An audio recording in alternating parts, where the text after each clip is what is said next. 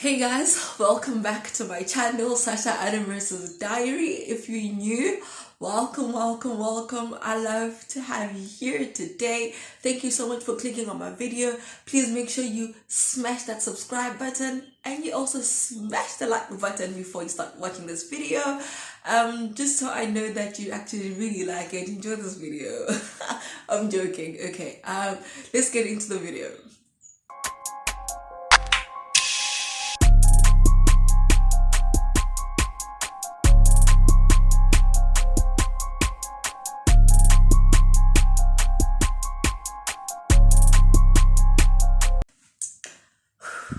In today's video, like you've already seen by the title, I'll be going back to basics with you guys and just giving you an overview of like what you need to know before you go natural, or maybe you just want to restart and you want to do things differently this time.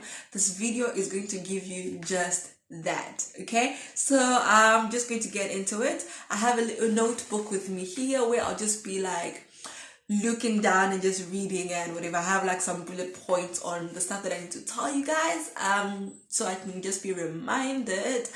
Okay, so the first thing that you need to know obviously is you need to decide to go natural. I think like that's a pretty obvious one, right? What I mean by you need to decide how to go natural is you want to decide if either you're going to do a transition or you're going to do a one-time big chop. So if you're transitioning, it means you're going to allow your hair to have its natural, or like to go through its natural process of growing out. And after you have a certain degree or a certain amount of length of natural hair, then you chop off your relaxed hair or your damaged hair, and then you are left with new natural hair that you decide to grow. Or you just do a big chop where there and then you cut off everything completely, or you cut it to a very short length, literally almost brush size or whatever. I'll try and include pictures that will help guide you in what I mean by big chop. After you do that, then you are natural. Now you need to go into the bigger things. The second thing that you would want to know is your hair texture. When you're talking about your hair texture, there's a scale between fine to coarseness, right? And an example of fine hair, actually, I have a video that talks about it, so I'll link it in the description box down below. And I'll also put an info tab up here so you can click on it and watch it so you know what hair texture is. But I think a good example of coarse hair texture would be a bee head. That would be a very good example of coarse hair texture. So that should let you know what your hair texture is, right? So everything that I'm listing here is sort of used in conjunction with each other or used together, if that makes any sense. After knowing your hair texture between fine and coarse or in the middle, the next thing that you would want to know is your hair type. And knowing your hair type helps you with some of the things that I'll list going forward. However, hair types are also commonly known as hair patterns, right? And the most famous way of finding this is through the Andy Walker system. I do talk about this in another video that I did, and I'll link it in the description box down below, as well as in an info card up here. And just click on it and get to know your hair type or your hair pattern. That would be from type 1 through to type 4B, right? Type 1 is only just type 1, and then there's 2ABC, 3ABC, 4ABC. Okay, and when you're done with that, the next step you'd want to know, now this is step number 4, right? And step number 4 is your hair porosity. Knowing your hair porosity, or rather talking about hair porosity, is knowing how well your hair adapts to moisture or takes in moisture, right? I again do have a video where I talk about how your hair absorbs moisture and how you can test what type of hair porosity you have. So there's low porosity hair, there's medium porosity hair, which is also known as normal porosity, and there is also high porosity hair. Okay, So on that scale, then low porosity hair, it's hard for low porosity hair to take in moisture, and high porosity hair has so much moisture. So you need to know how to treat hair differently, because different hair porosity takes in moisture differently, and that affects the overall health of your hair. Okay, now the next thing you want to know is your hair growth rate. Now, when I'm talking about hair growth rate, I'm talking about how long your hair grows every month, every year, every quarter, or whatever. On average, human hair grows about half an inch a month. So that gives you about 12 inches, if my math is right, every year, right? Now, the most important thing is knowing how to maintain all those inches every month with the most minimum manipulation you can have or use rather on your hair, right? So knowing your hair growth rate, you can figure out your own hair growth rate, right?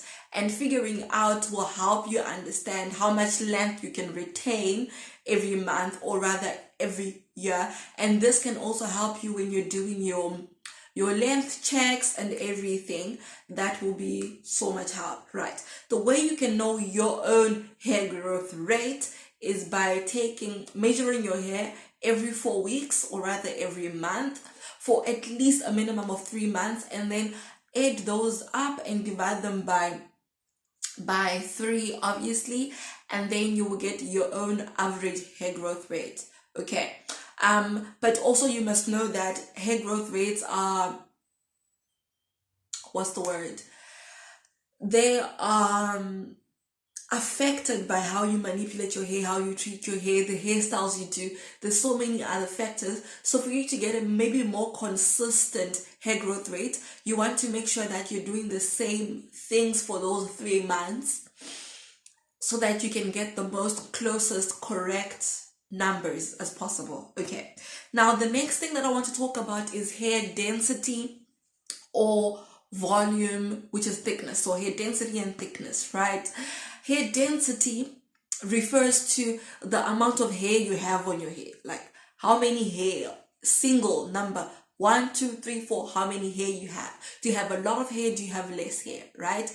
And when I'm talking about your thickness, I'm talking about how thick an individual hair strand is. So if you take one hair strand, how thick is that? That will help you know. If you know, when you're setting your hair goals, you see somebody's hair and you're like, wow, I want to have hair like that, right? But sometimes those goals are unrealistic and they are unattainable because you do not know your own hair thickness and density. And there's some people with really thick and dense hair. I'll insert a picture so that you can see. And like, there's some people with really fine and like thin hair, and like they don't have that much hair on their head, okay? And it will be unrealistic for somebody who has few hair to say, oh, I want dense, thick hair. And you're like, but honey, your genes do not allow you. Of course, there are a few things that you can do to increase your hair thickness, and sometimes having fewer hair and having thinner hair is as a result of your hair regimen, and doing several things or certain things, incorporating those in your monthly or in your bi-weekly hair regimen will help change how your hair grows, how it thickens, and everything, right? It will literally help build a healthier scalp, and you can see some differences. But genes are genes sometimes, and you can't change those, okay? Right. The next thing that you want to know, oh, by the way, I do have a density, thickness, texture video. I will link it in the info card here. I don't know how many info cards I can do per video, so I'll try and link as many as possible, but I'll also leave a link in the description box down below, so you can go and watch that video for yourself and learn more about texture, density, and thickness. Okay, right. The other thing that you want to know is basics of ingredients. I think this is common knowledge, unless if the ingredient you're putting in your hair is oil. The first and foremost, most important ingredient in any hair product is water or aqua, whatever you want to call it, okay? And having that as your base most important ingredient, then you are guaranteed, not guaranteed, but it's sort of a safer space to be for your hair products, right? But knowing the ingredients, like basic ingredients that your hair likes or loves or thrives under, is very important. Or just in general, knowing ingredients that are good for your hair. So that goes with vitamins, that goes with carrier oils. Okay, I'll be doing more videos on vitamins and carrier oils in the next few weeks to come, so make sure you stay tuned to watch and learn more about that. But knowing what carrier oils are good for your hair, or what carrier oils are generally good for natural hair, or good for your hair porosity, or good for your hair texture, really helps just in building a regimen, which we're going to get to very soon. Okay, now obviously knowing ingredients, the basics of ingredients, will lead you to knowing which ingredients are good for you, which is my next point, right?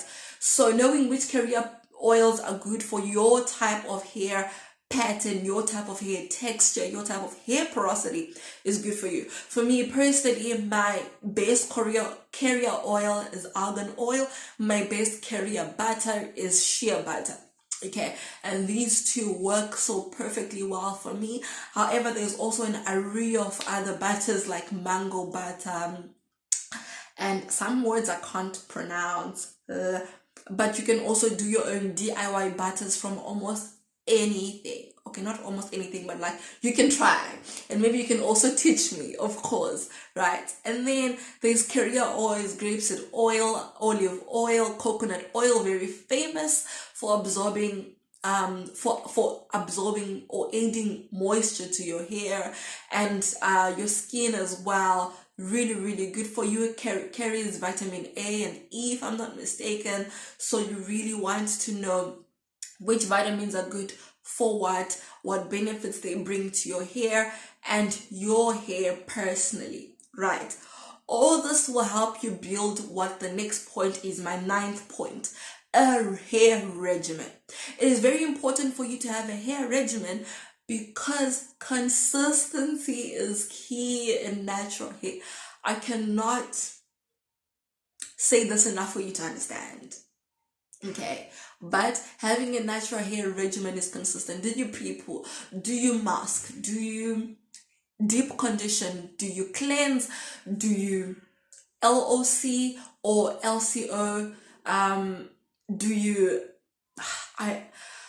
what do you use in your LCO? What do you use in your LOC? Do you only want to do an LC or an LO? Like, what exactly do you want to do for your hair regimen? How often do you do it? Weekly, bi-weekly? Of course not monthly, but like if your schedule really doesn't permit bi-weekly or weekly and monthly is the most consistent that you do, then make sure that you are moisturizing during the week and whatever, but also be wary of product buildup.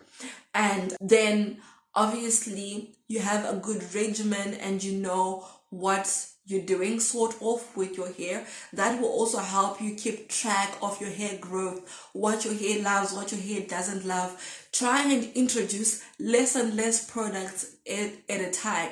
So I mean, obviously, if you're starting your natural hair journey, you're going to introduce your hair to a whole lot of new products the first time. But after you get used to certain products and you feel like maybe this product doesn't work for me, then you try and change the product one at a time, and you sort of know how it works on your hair. Like personally for me, if I'm going to change a product, I can pretty much see the results after using that product for maybe 2 weeks.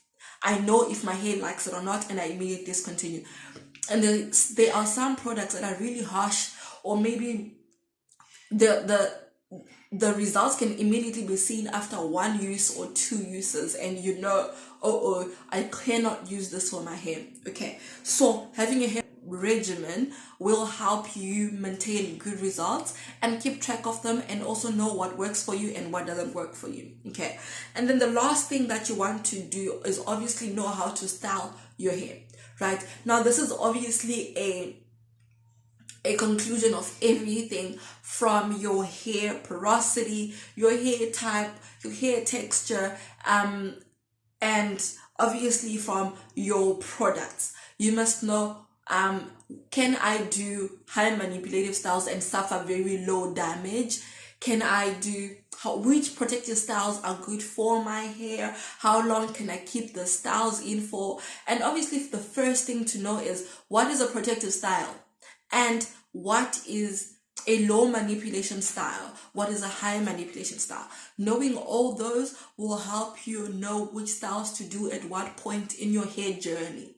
Okay, I really hope this video was useful to you. Please make sure you smash that like button if you haven't smashed it yet. It will help you know if my video was useful to you, if you like more videos like this. And of course, please subscribe if you haven't subscribed. Oh my word. And thank you so much for viewing my video. Make sure you leave a comment down below, engage with me, and also engage with me on my socials, Sasha_Annamercy on every platform, although I'm most engaging on Instagram. Thank you so much for watching my video. Until next week, much love and take care.